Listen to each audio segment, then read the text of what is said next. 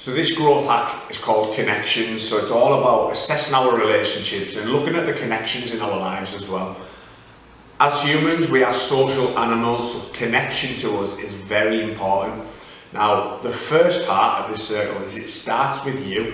And the reason that we say it starts with you is because it's important that we put ourselves first. As much as we're talking about connection and relationships, it actually starts with ourselves because, again, when we're not at our best, when we're not feeling our best, that reflects in our relationships and that reflects onto others. So by actually starting with taking care of ourselves first, that actually serves our relationships as well. So that's the first part. Think about how treating yourself better, how putting yourself first is actually going to serve those other relationships in your life as well. The second part is all about your inner circle. So who are the closest people around you? Like, as we put it in the journal, who's got your back? Assess those relationships, assess those people around you.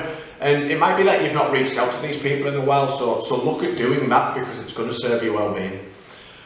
And then the third part, after this, it's your close circle. So you've got your inner circle, your really tight-knit group, and then it's your close circle. Who else is around?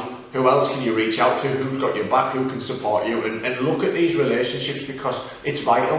One of the other reasons why it's so vital, and again, I'm guilty of this, is sometimes when I'm not feeling at my best and I'm having particularly challenges with my mental health, I tend to isolate myself from people a lot.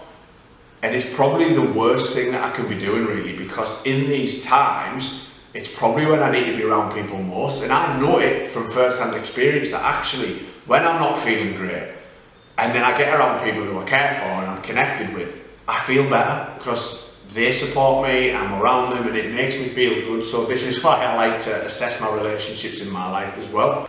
And then the fourth part is people I could reach out to. So you can reach out to anybody on that list, but there might be some people who you've not spoken to in a really long time. And you think, actually, you know what? You identify those people. You think, I'm going to reach out to them.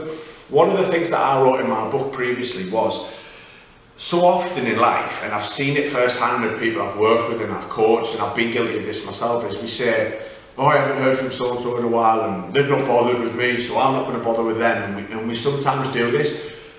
But life is busy sometimes, so actually, you know, take that action on that and reach out to that person. And what you'll probably find is that person is over the moon to hear from you and they're really happy to hear from you, and it might kickstart a conversation.